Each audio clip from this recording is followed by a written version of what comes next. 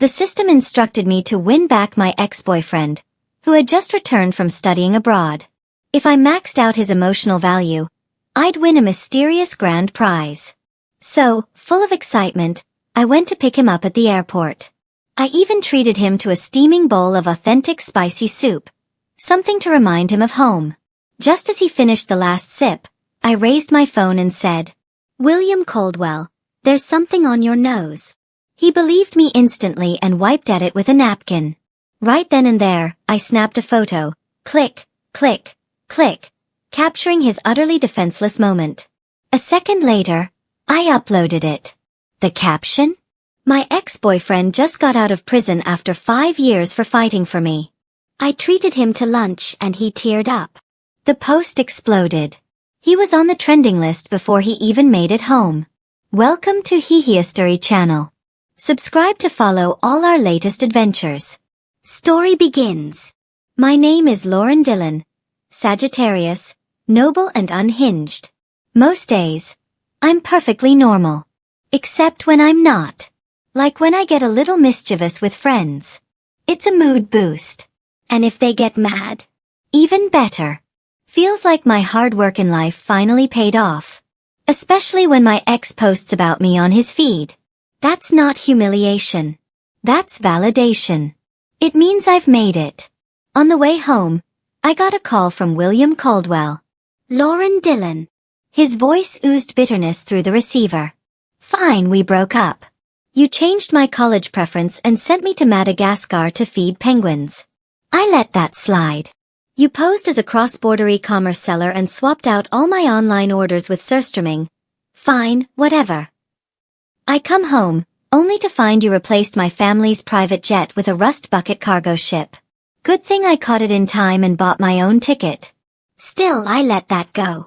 But tell me, Lauren Dillon, what crime did I commit to deserve you spreading rumors that I went to prison for 5 years abroad? And what's this crap about me smiling and saying, life's great with my ex, don't even need to pay for meals anymore? You even claimed you cried on the spot. I could already picture William's look of absolute regret for ever agreeing to let me pick him up at the airport. I couldn't hold it in. Both the driver and I burst out laughing. William's voice, on the other end, exploded. Lauren Dillon. Where the hell are you? I swear I'm going to kill you. Stifling my laughter, I replied sweetly. I'm on a business trip. Out of orbit. Not on Earth right now. That pushed him right over the edge. I hung up with a satisfied click. My emotional value meter skyrocketed. I laughed even harder. Because when it comes to triggering that system metric, nothing beats pissing someone off. Laugh. Too slow. Rage. Instant results. The system, poor thing, actually glitched. It let out a series of panicked beeps and screeches before blurting out. Host, what state of mind were you in when you thought of something this deranged? I stuck out my tongue. You said I needed to max out emotional points, right? Well, tada. The system went dead silent. For a long time. Finally it sighed. If I had known it would turn out like this, I'd rather rot in this world unbound than end up paired with you. That furious voice? Utterly delightful. You see, I'm the tragic white moonlight of a classic angst novel. Fated to die early and poetically. My luck's been awful since birth.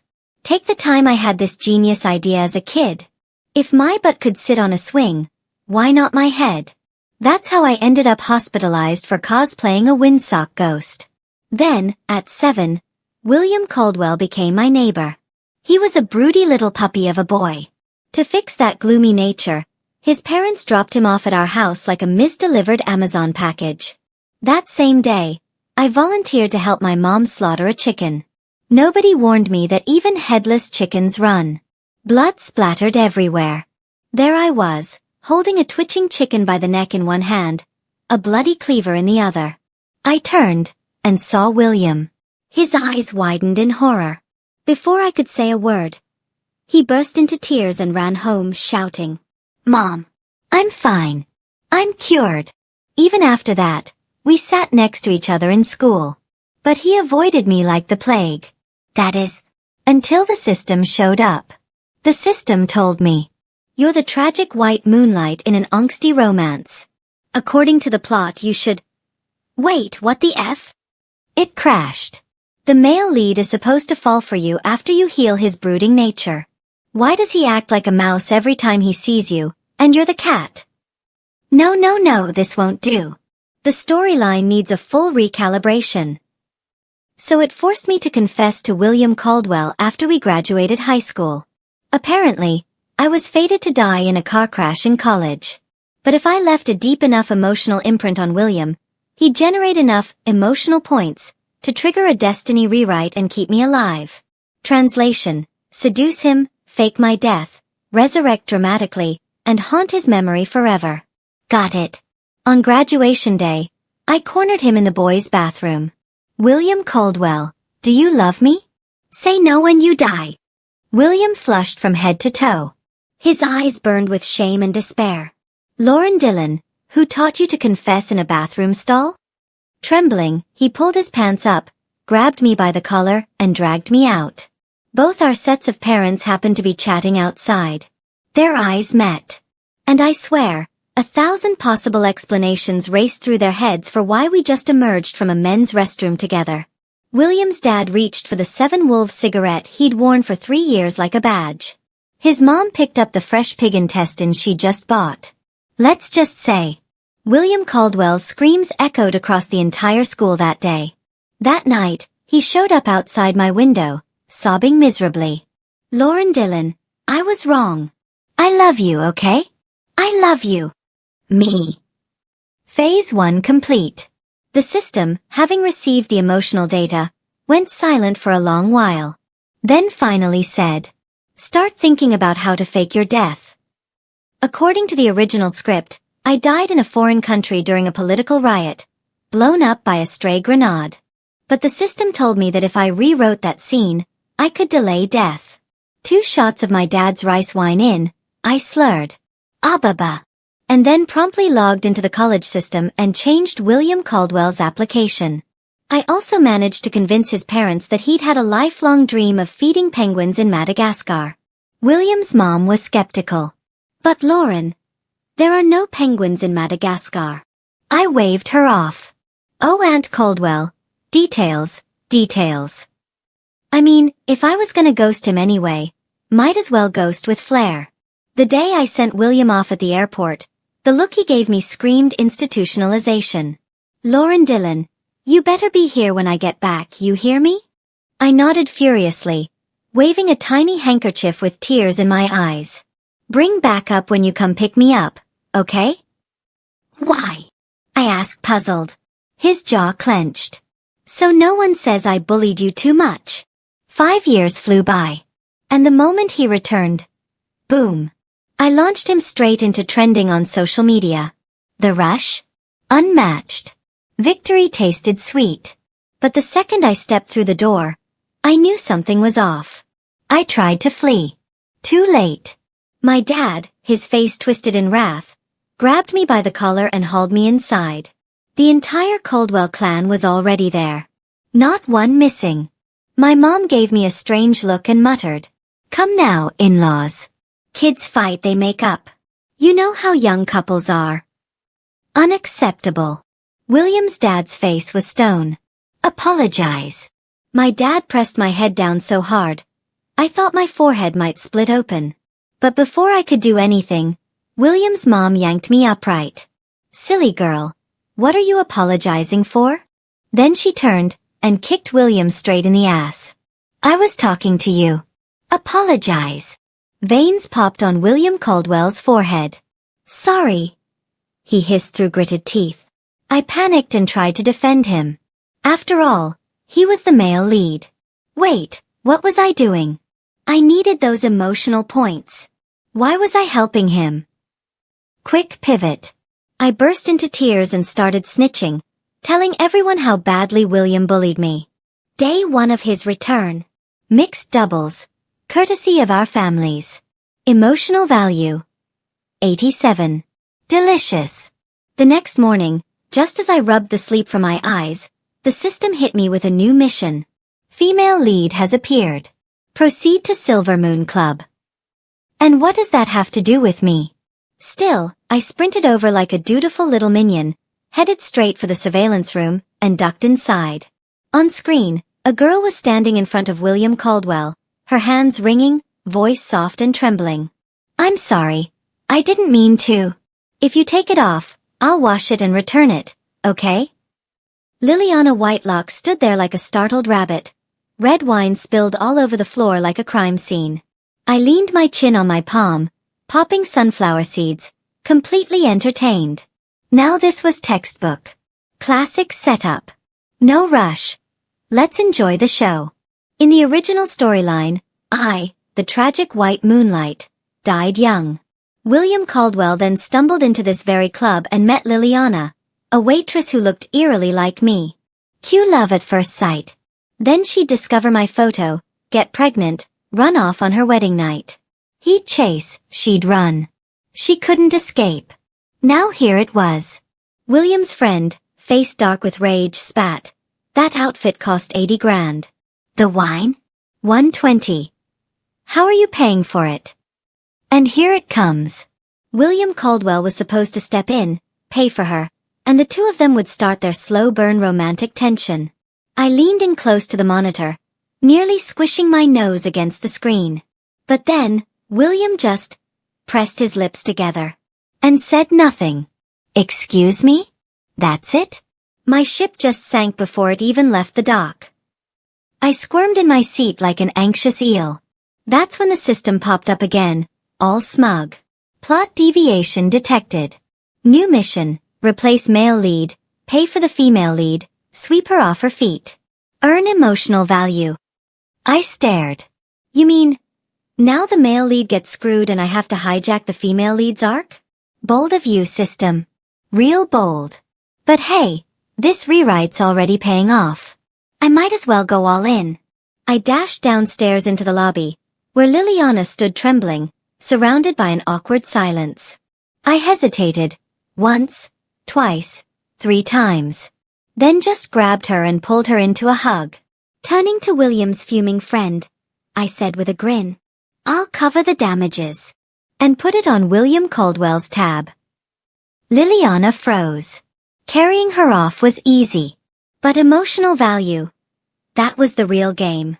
She was warm, soft, and smelled faintly of soap. I couldn't help but pinch her cheek. She immediately burst into tears. Whoa, hey, what are you crying for? It was just a face pinch. You're not a toddler, what's the big deal? Through sobs, she wailed. We just committed hit and run. We're going to prison. I blinked. To be fair, she wasn't entirely wrong. Not entirely right either. Still stunned, I watched her run off crying like her life depended on it. System, I called, feeling weirdly guilty. Did I succeed? The system replied, deadpan. More or less. What does more or less mean? It sighed. Male lead's resentment level, 99. And the female lead? 100. Isn't that good? I looked up with sparkly eyes, hands clasped like a kid waiting for praise. The system sounded exasperated. I've got good news and bad news. Which do you want first? Bad news. The good news is, your emotional value is now high enough to guarantee survival. Ha! You win. And the bad news? The bad news is, because of your string of reckless behavior, the male and female leads have officially turned dark. How could the leads blacken? Wait. Will they try to kill me or something? As of now, no. Cool. I shrugged. Then it's fine. So they turned dark. So what? They're still the leads, right? No lofty dreams here. I'll take staying alive over a perfect plot any day. No. The system shrieked in a piercing digital screech. You must fix this immediately. Wake up the male lead's dormant feelings, or he might come for you. With vengeance. Well, okay then. But, what feelings? What deep emotional bond do I even have with William Caldwell? I racked my brain. There was that one time we had some very personal contact. With my hand. And my face burned like a toaster oven. I didn't hesitate. Jumped into my scooter and floored it straight to William Caldwell's office. Inside, William's forehead vein looked ready to burst. Lauren Dillon. His voice trembled with barely contained rage. Who told you it was okay to ride an electric scooter into my office? What? Not allowed? I blinked at him, lips trembling with injustice. Ugh, you're such a prude. Did you already forget about the time you had a boil on your butt when we were kids? You cried and told me you were gonna die, remember? You asked me what to do. I thought about sucking it out for you, but ew, gross. So I took a little knife and sliced it open. I figured I'd drain it for you. But the moment I touched it, you screamed and ran off holding your butt like it was on fire. I swear, even my dog couldn't catch up to you. William Caldwell went still. Then dazed. Then pale. Then absolutely horrified. Lauren Dillon, he gasped, slapping a hand over my mouth. His eyes turned red with embarrassment. What the hell is wrong with you today? Have you overdosed on red beans? Mission complete. Emotional bond. Reactivated. I beamed at him proudly, completely unaware that faint black smoke had begun curling above my head. The system had officially short-circuited. Before dying, it sent me one final message. Host, if you want to live, then the male and female leads must both like you, zzzt. Excuse me, what? To survive, I have to get both male and female leads to like me. Please. Easy. I straightened my back, lifted my chin, then met William Caldwell's murderous glare. My chin promptly lowered again. Yeah. Nope. Can't fight that. Time to retreat. And just like that, my thoughts jumped to the female lead, Liliana Whitelock. Classic fake substitute trope. Pregnant runaway bride. These two were meant to first suffer, then fall deeply in love. Me. I was just the tragic footnote. No way I could crash their party. What was I gonna do, walk up and say, "Hey, I'm not here to break you up. I'm here to join you"? No. Absolutely not. Insane. Even by my standards. But then again, Liliana and I looked way too alike. What if I told her we were related? Long-lost twins or something? I mean, come on. If William Caldwell ever wants to retaliate again, he wouldn't dare hurt his wife's relative, right? Let's do it.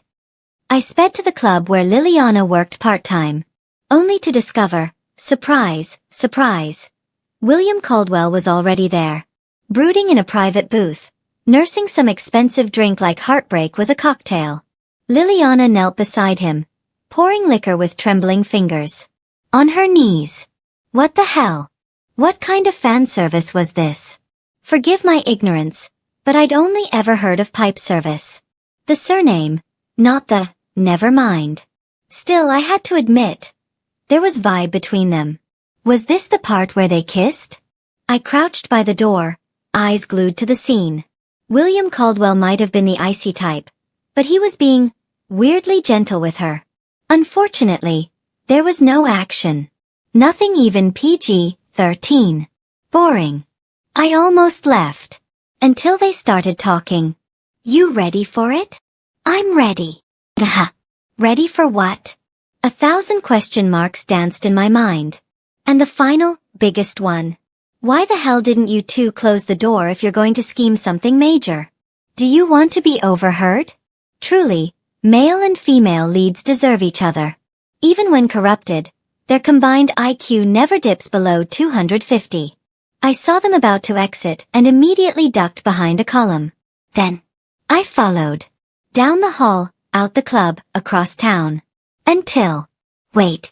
This place looks familiar. Where the hell are we? This is... my house?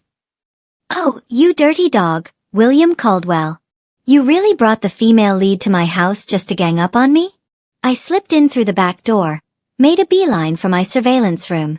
Yes, of course I had full coverage security cameras installed. A girl living alone needs to be safe. Okay? Fine. Maybe I went a little overboard. On screen, The two of them crept into my bedroom like a couple of burglars. What were they looking for? Company secrets? Jewelry? Cash? Nope. None of the above. These two absolute menaces had found my childhood diary. They swapped it with a fresh one and took the original. Are you serious right now? This was their master plan? The grand scheme of the plot's main couple? And they didn't even leave. They sat in bed and started reading it. They were bold, I'll give them that. I knew it. Lauren Dillon's diary is full of embarrassing stories about me. William Caldwell growled through gritted teeth. His face was red. Yeah, you're pissed, buddy. But why are you blushing? I've done my part. Now it's your turn to help me. Liliana Whitelock cut him off. William tucked my diary into his coat and nodded. You'll get what you want. Oh ho. What's that? What does she want? I was perched in my chair, eyes glued to the feed, waiting eagerly for the tea. Then everything went black. Literally. I passed out. The last thing I remembered was a foul-smelling hand clamping over my face. And all I could think was, why me? Why not them, those sneaky little lovebirds? When I woke up, I was lying on a concrete floor in some sketchy warehouse. Liliana was beside me. Someone else was hanging upside down in the corner. And William Caldwell, dear, smug, miserable William, looked like hell. Suddenly, I didn't feel so bad. Ha ha ha ha ha. Oh my God, William Caldwell, this is priceless. Shut up. A large, angry man stormed toward me, scowling like thunder. I wisely zipped it. Then added quietly. Excuse me, sir? Just out of curiosity. Why'd you kidnap me? The big guy froze. Turned to his partner, a scar-faced dude. Yeah, boss, he said, confused. Why did we grab her? Scarface squinted at me. Long pause. Convenience. What? I was a bonus hostage. Before I could wrap my head around that indignity, we all heard a voice booming from outside the warehouse. This is the police. You're surrounded. Lay down your weapons and release the hostages immediately. Us 3 hostages. Oh, thank God. The kidnappers. Oh crap. A scrawny guy burst into the room, breathless. Boss. There's like a lot of them. SWAT, snipers, the whole deal. What do we do? Scarface's actual scar seemed to darken with rage. You wanna yell that louder so even the snipers can hear you? Sorry. It's my first time being a kidnapper. I'll do better next time, I swear. Skinny guy grinned nervously. Scarface gave up pretending to be a competent criminal. He stormed to the door and shouted, You think you can scare me? I've got the only heir to the Caldwell group in here, and... He turned around and looked at me and Liliana. What are you two again? Liliana whispered. I'm just a waitress. A waitress? Yeah, right. Scarface cackled like he'd just heard the world's funniest joke. No waitress ends up in the same room as the Caldwell heir. You must be the Dillon family heiress. He pointed at her like he'd cracked the Da Vinci Code. Yeah, that's it.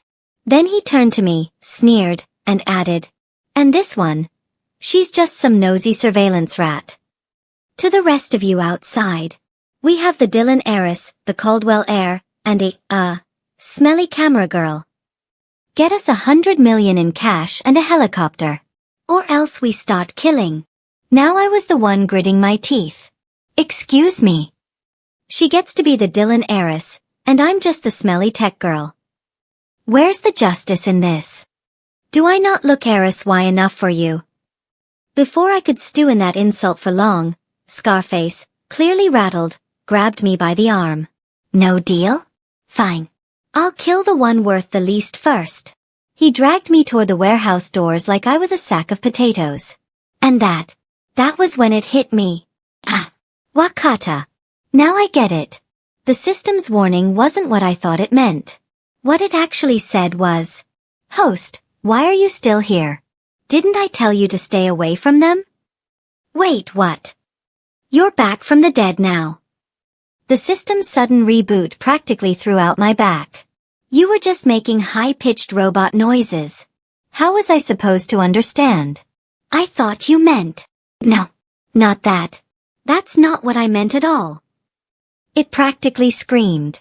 I meant, if you want to survive future chapters, you need to stay away from the male and female leads. There's a kidnapping subplot coming up.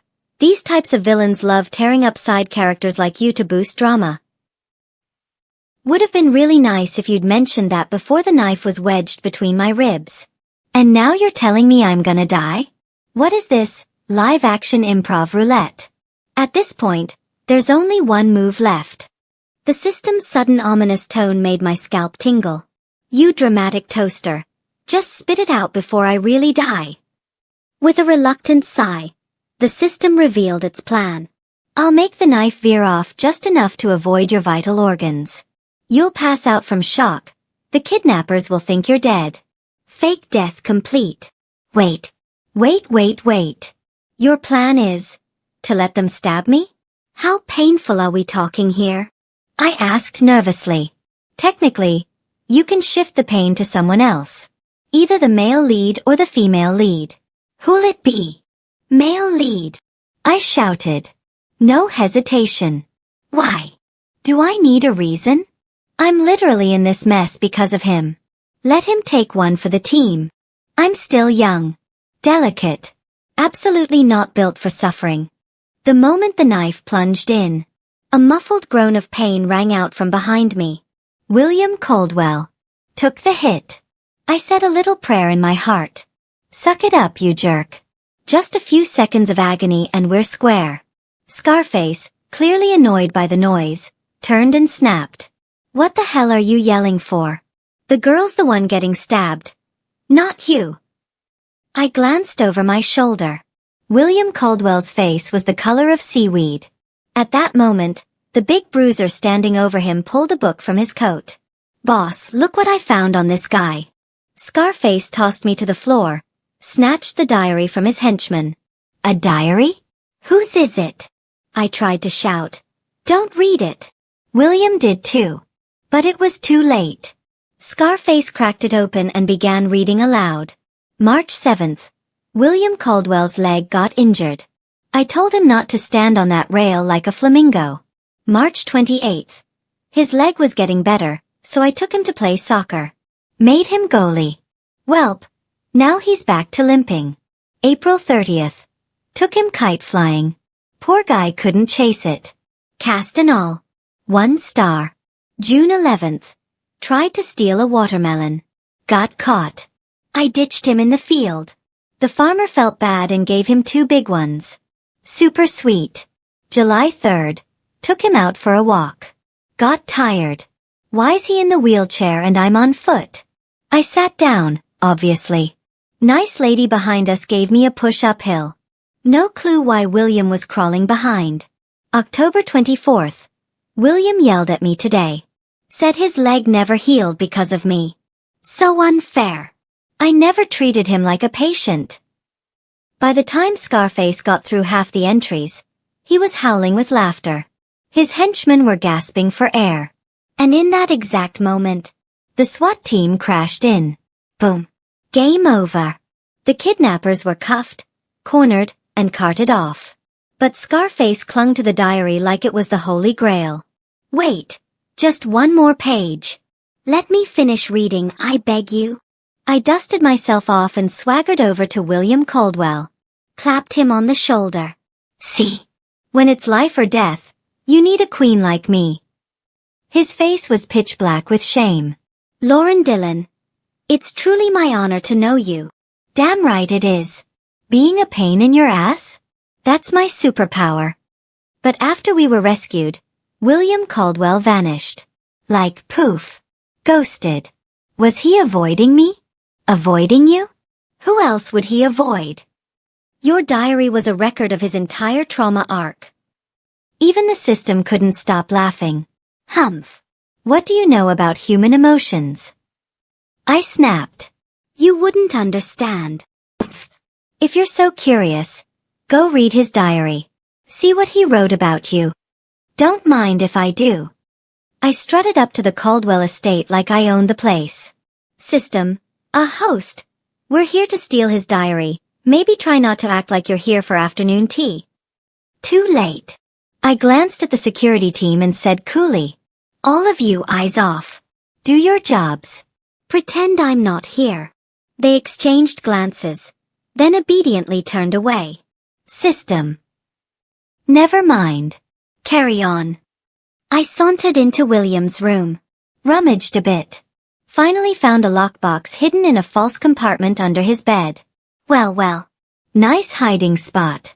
Too bad he used the same password for everything. What was the point of a lock if it only took me one try? I popped the box open, pulled out his diary, and started flipping through. Until I saw. March 7th. Lauren Dillon is a liar. I totally stood on that railing like a flamingo, and she still said it didn't count. It hurt so bad, ugh.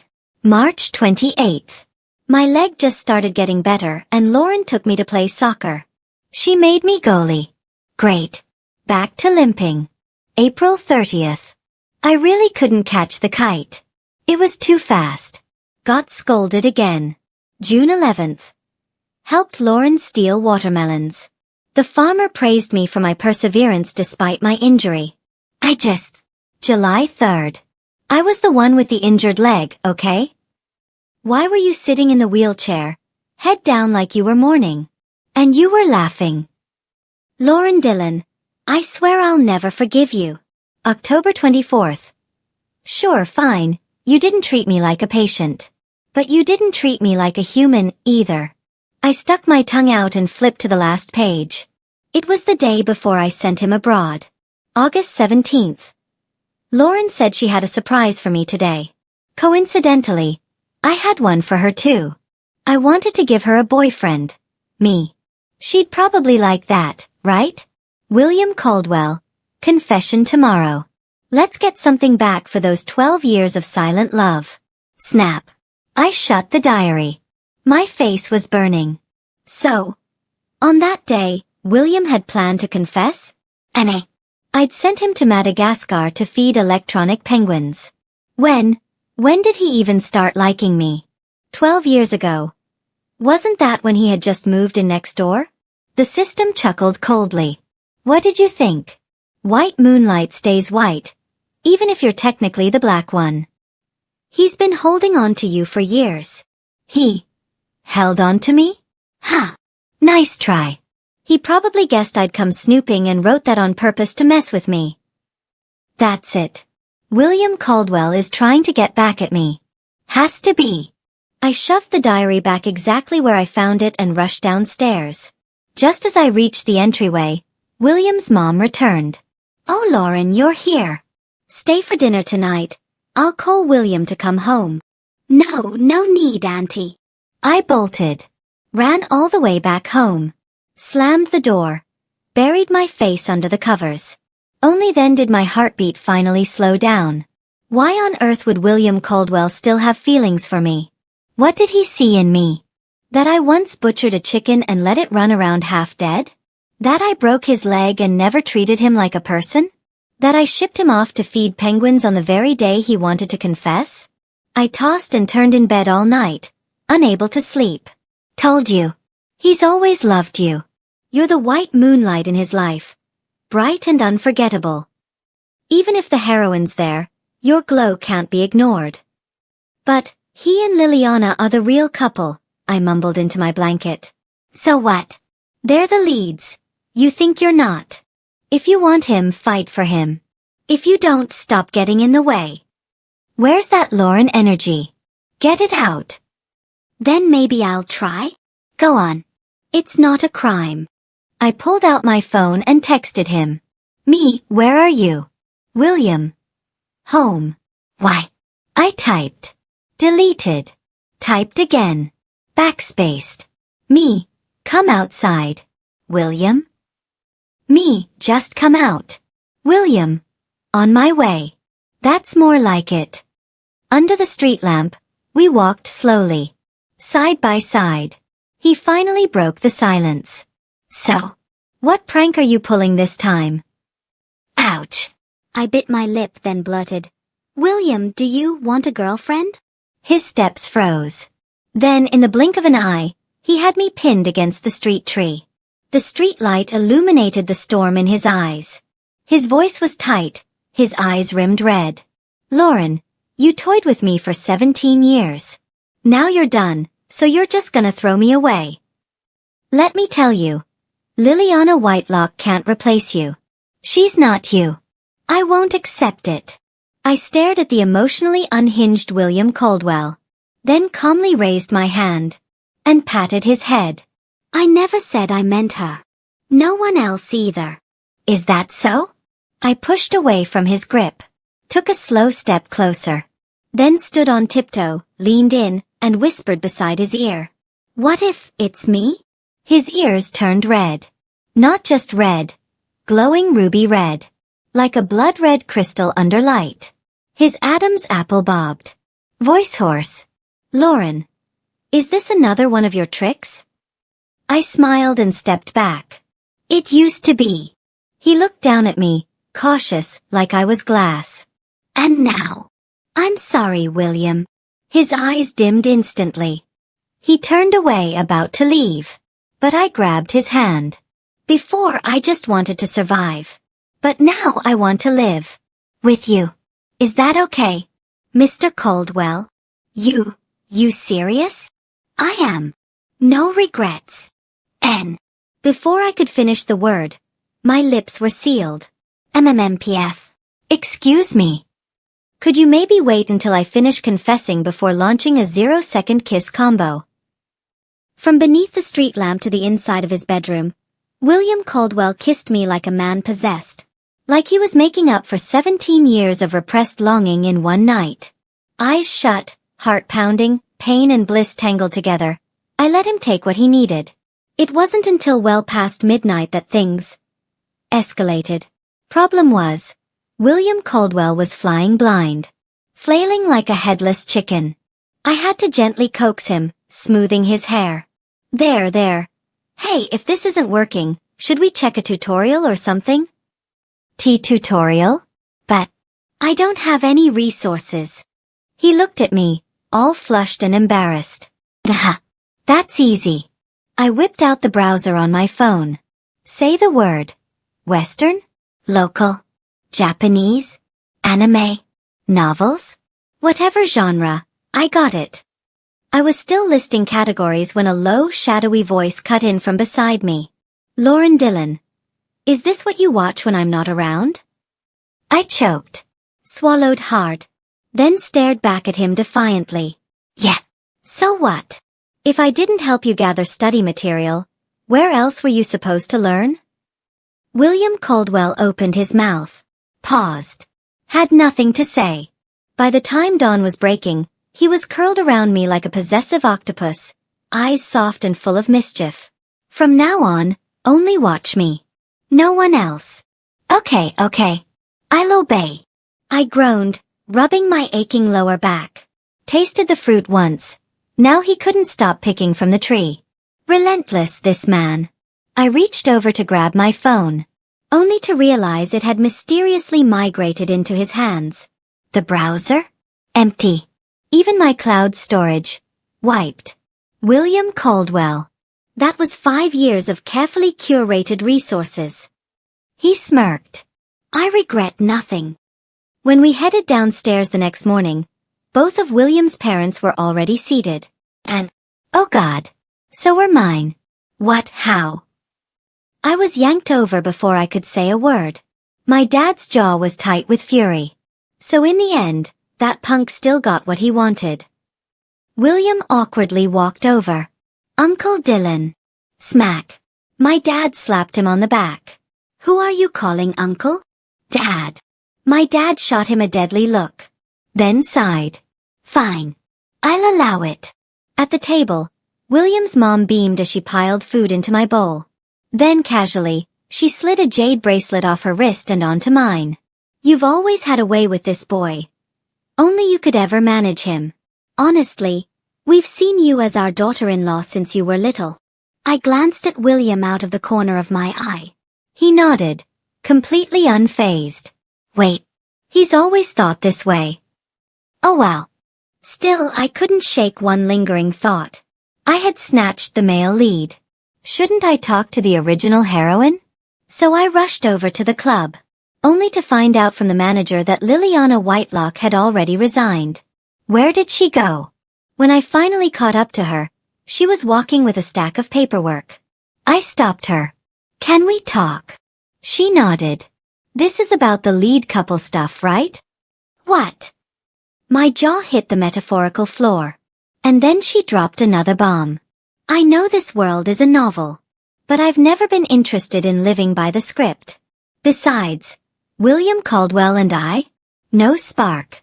None. But you. He's hopelessly in love with you. She turned back to me with a bright, blooming smile. I wish you both the best. I'm heading off for grad school anyway. That was it? That was her official handoff? I thought I was the only one who was aware. Turns out, so was she. As she walked away, I shouted after her. Hey, how about you be my little sister from now on? She turned back, waving. Sure, big sis. Yes. I have a little sister now. This whole situation seriously pissed off William Caldwell. He blocked me right outside the office building. Lauren, this isn't fair. You've been hanging out with Liliana Whitelock every day, and you don't even spend time with me anymore. Before I could respond, Liliana stepped in front of me, raised an eyebrow and smirked. Brother-in-law, you sure you want me whispering sweet nothings in your fiancé's ear every night? William froze. His expression cracked. But Liliana wasn't finished. She slid her arm around my waist, eyes gleaming with challenge. Besides, you're the male lead, and I'm the female lead. Who said this can't be a fair competition? She twirled a finger nonchalantly and gave a quick, purposeful glance downward at William Caldwell. After all, you've got cooldowns, I don't. Technically, I've got the upper hand, don't I? I stood there stunned, shocked to my core. I thought I was chaotic. Turns out, she's even wilder. This cannot be allowed to escalate. Bonus scene. Office mini theater. Inside the office, William Caldwell and Liliana Whitelock stood nose to nose. Sparks flew. Neither willing to back down. Yesterday was your turn, William snapped. So today should be mine. Don't cheat.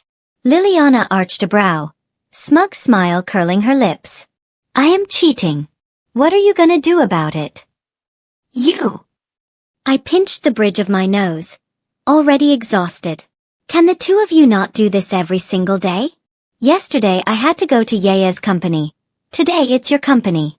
I swear I can't do this anymore. I'm this close to quitting. Liliana immediately leapt toward me, eyes wide and pleading. Big sis. You can't abandon me like this. I'm useless outside